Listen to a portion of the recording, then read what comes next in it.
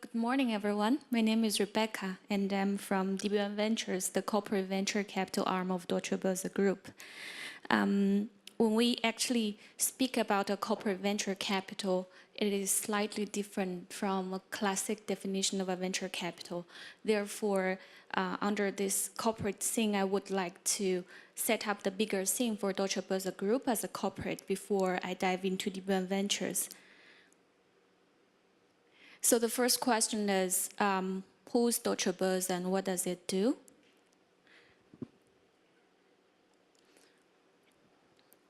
This might be an old and legacy impression of what we do. This is an exchange, a trading platform, and this is exactly how transactions were done 20 years ago. So everything is done on the physical trading floor. Outcry trades and the settlement of securities actually took place days or even months after the execution of a trade when it comes to international transactions.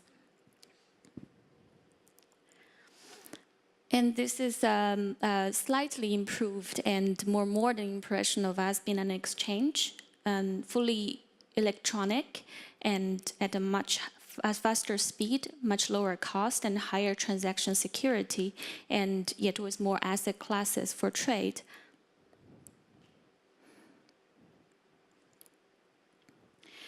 So before I go into the next part of my presentation, perhaps just to make 3 points to outline my presentation.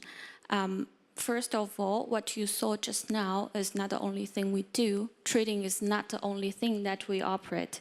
We actually have a full life cycle of security operations from the pre-IPO and listing to trading, to settlement and custody and clearing, and also collateral and liquidity management services. And in addition, we also provide data and index and technology services. So from your memory, perhaps you can associate those kind of services with our brand names like the Frankfurt Stock Exchange, which is for listing and trading for cash equities, and Eurex Exchange for derivatives, Eurex Clearing, and Clearstream for settlement and custody. And also perhaps you know brand names like the DAX and stocks index families. So this is more a business segment overview of what we do, and from a functional point, our services actually range from the access to capital to trade execution, post-trade services, data, and technology services.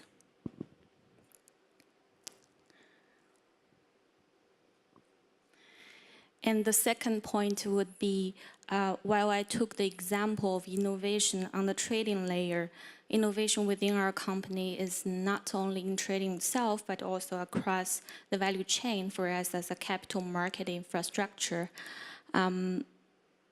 This can be looked at in 2 aspects. So on one hand, when you look at the lower arrow of the slide, there are innovation activities on the technology rails that are actually underpinning and transforming the infrastructure of capital markets. And here there are all the buzzwords that you know, like cloud computing, blockchain, and AI, machine learning, etc., etc. And then on the other hand, when you look at the upper arrow of this slide, there are applications of capital markets that are powered by the technologies that I just mentioned across our entire value chain. So for example, for providing access to capital, we see initiatives of alternative funding platforms from crowdfunding in the earlier years and to the ICOs in the recent years. For trade execution, there are best-class trading execution tools, either by way of creating a new market venue or by way of bringing a new asset, for example, crypto assets, onto the exchange trading platform. And innovation on post-trade services, there could be automation and cost reduction tools to consolidate the redundant operational processes or to provide better solutions for regulatory and compliance solutions. Then in the data space, what we see is more alternative data sets. This is emerging fastly in recent years, and also data analytics to provide predictive analysis for decision-making investments.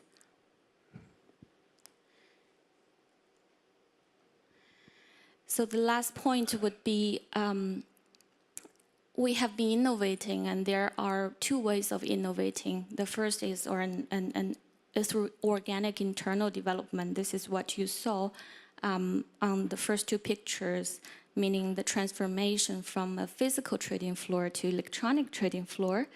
And among one of the inorganic initiatives within our company, we have DB1 Ventures, which is where I come from. And as DB1 Ventures strategy is so closely tied with the corporate itself, we actually invest in and only invest in startups in capital markets fintech that is strategically relevant for the group strategy.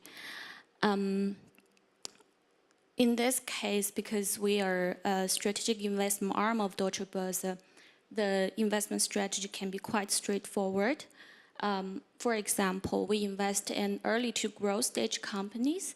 In practice, it would be normally Series A and beyond and up until D or E, because deal flow for us at this stage is more accessible, and to select a strategic partner, the startups at that stage would have some proof of elements.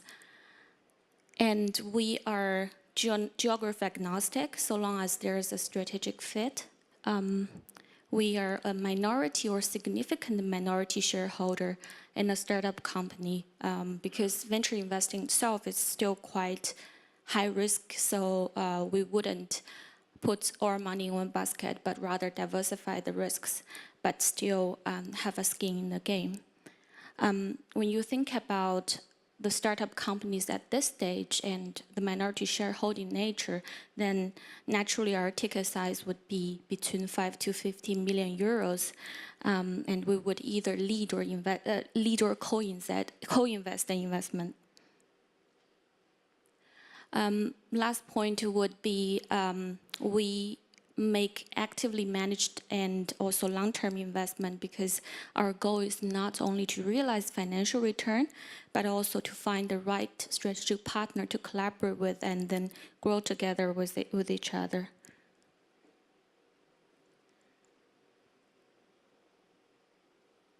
So as I mentioned that we are a strategic investment arm, so it is natural that our strategic investment focus would be on the innovations that are happening in our value chain. And here we try to map out the investments that we have made in the past on the value chain itself. And you can see that we have made 6 direct investments over the last 2 years. We occasionally invest in third-party fund vehicle as well, and there are 2. And through those 2 indirect fund vehicles, we indirectly have our shareholdings in some other fintech startups.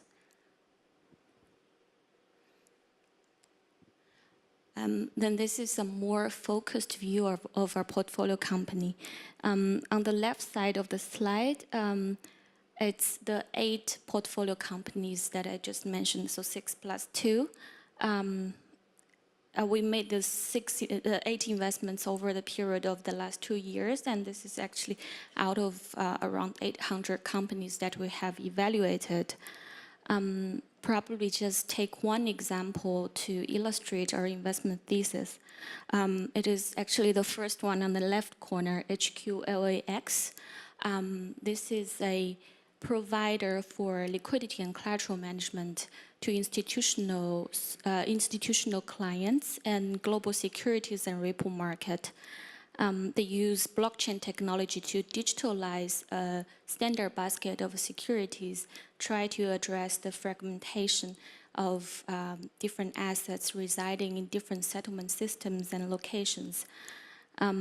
They have a team across Switzerland and Luxembourg and London, and they have R3 as a technology partner, and now they also are are backed by a consortium of banks as potential customers. The reason we invest in HQLX is that by investing and collaborating with them, we can then co-create a blockchain-based solution for post-trade area, which is highly relevant to what we do.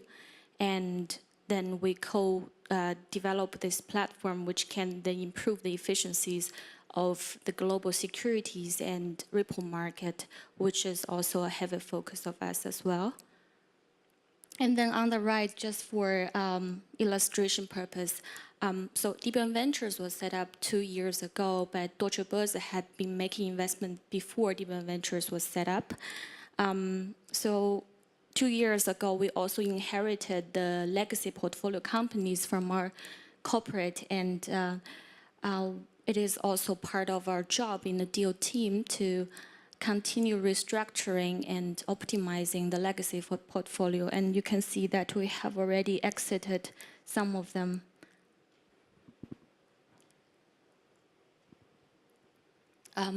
I understand that this is actually a pitch session, so I should conclude on talking about ourselves, but rather to talk more about what we can bring to a startup.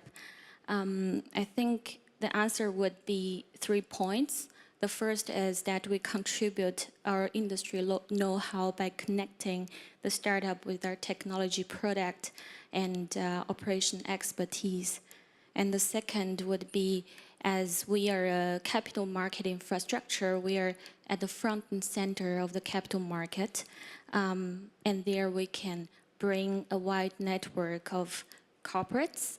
If you think about the corporates that are listed on our exchange, financial institutions that buy and sell on platform, other financial service providers like the data vendors, and also other clients of us, and also our proximity to regulators and the government. The third value point, I would say it's rather a soft value. It's through the credibility of brand association with a proven corporate. This, as I said, it's really a soft value, but most of the time through my interaction with startups, it proves to be helpful, especially when they are in talk with their potential clients.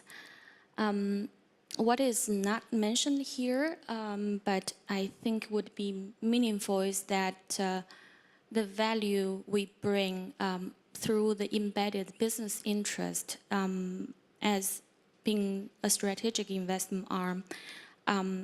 So throughout the investment life cycle, we sit together with our business segment leads to identify and evaluate investment opportunity, and our business heads also sit on the investment committee to debate and approve the investment opportunities. And after the investment, there will be at least one business sponsor who take care of the collaboration with the startup. And also, as we are called a venture capital, but we are not independent. We're not an independent entity from the corporate. Our investments are carried on balance sheet, and the business sponsors actually take the P&L themselves rather than the investment team. Therefore, we always see that it always turns out the investment always comes together with a strategic collaboration, either through a joint venture or an OEM partnership or co-development of products or product integration.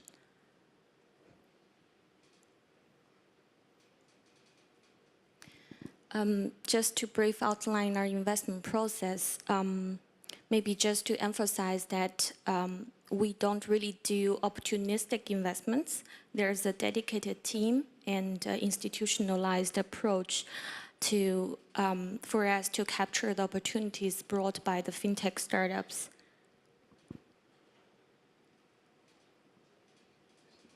This is our core deal team. We are a small team, but now we are managing around 20 portfolio companies of Deutsche Börse. And as I mentioned we together have evaluated 800 investment opportunities over the course of the last 2 years, and this journey still continues and is accelerating.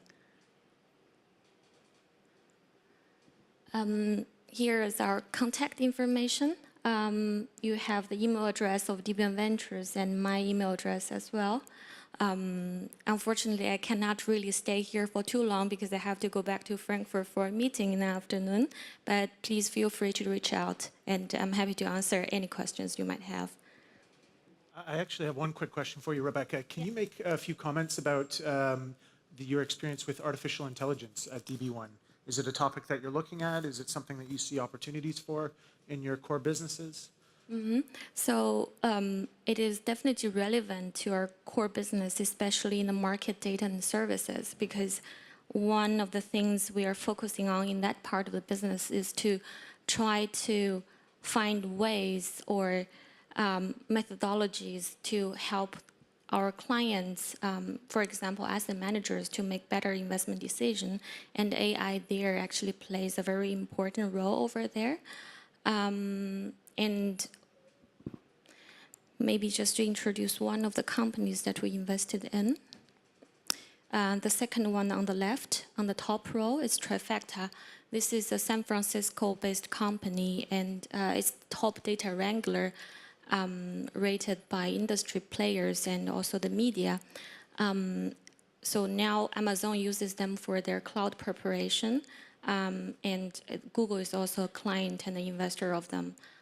We actually have some elements of collaboration, which is under discussion with this company to co-develop some data products where they can transform unstructured data to structured data and try to also explore data insights from the data flow through our exchange platform. Thank you. Another question.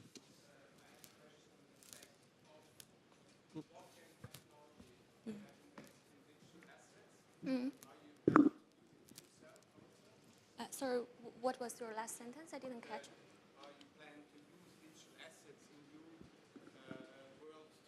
How we plan to use digital asset holdings in our plan. I can only disclose what I can right now. I confirm that we are working with them right now. We have been working with them, and as you might have heard, in the industry, they have been collaborating with various financial institutions, and the most significant one might be the Australian Stock Exchange, where the exchange decided to use digital assets software to replace their CHESS settlement platform. This is on our close watch, and it is not that we would like to replicate this model because each exchange has their own specifics in terms of their operating system. But we are working with them on some initiatives. I think there's one already out on the media, which is the initiative with Bundesbank for settlement of financial instruments in Europe. Thank you, Rebecca.